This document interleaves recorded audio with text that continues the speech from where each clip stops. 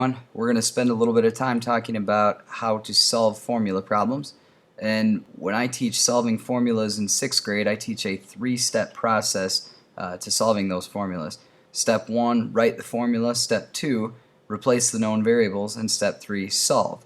And in some of these problems, we're going to be really tempted to want to skip these steps because some of them are going to be sort of easy to solve. Further down the road, the problems get a little tougher. So we want to have this set up in mind so that when the problems do get tough, we've got a procedure that we can go back to. This problem says the formula C equals 1 1/10 times T can be used to calculate the calories that a person burns while sleeping a certain number of minutes. C stands for calories, T stands for minutes. Those are the variables that are being used.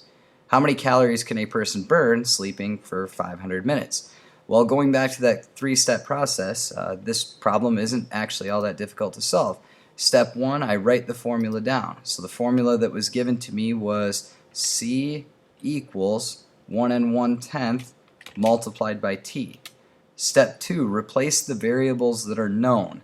So in this problem, they don't tell me specifically the number of calories that are burned. That's what we're trying to figure out.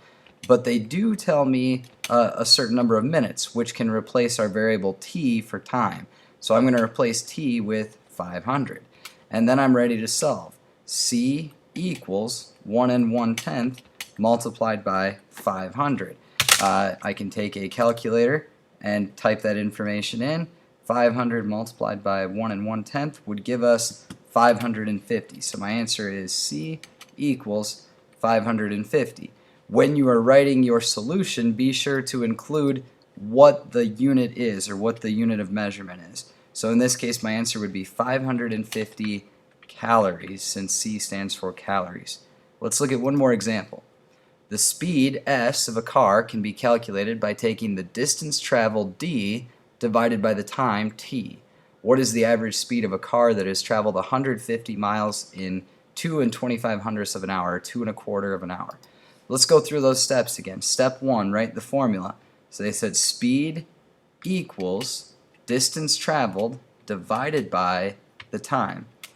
Step 2, replace the variables that we know. We don't know the speed just yet, so I'm going to leave that alone. S equals, we do know the distance traveled was 150 miles, and the amount of time was 2.25 hours, 2 25/100ths hours. If I'm finding my solution, then I can calculate and figure it out. 150 divided by 2 25/100ths would equal about 66.6 repeating miles per hour. So my final solution would be 66.6 repeating miles per hour.